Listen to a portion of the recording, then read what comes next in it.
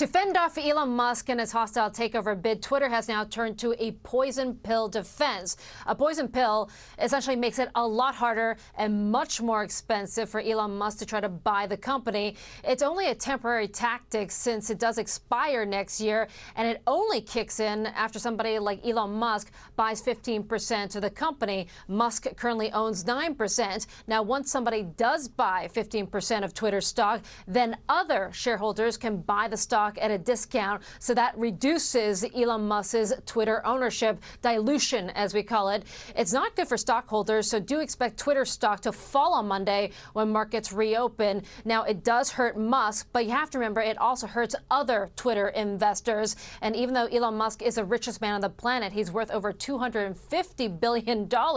He's what we call cash poor, since most of his wealth is tied up and locked up in Tesla's stock and options. So there's some Wall Street skepticism on how exactly he's going to come up with the money. Now, he did hint at a plan B at the TED Talks. Musk, with 9% of Twitter, still the second largest shareholder, overtaken by mutual fund provider Vanguard last night. So plan B could be Elon Musk calling up other big Twitter investors to pool their money together in order to force Twitter's board to accept Elon Musk's bid. Or Musk could just simply walk away, sell his stock off, as he said that he would do if his bid was unsuccessful. Tammy? All righty, Susan.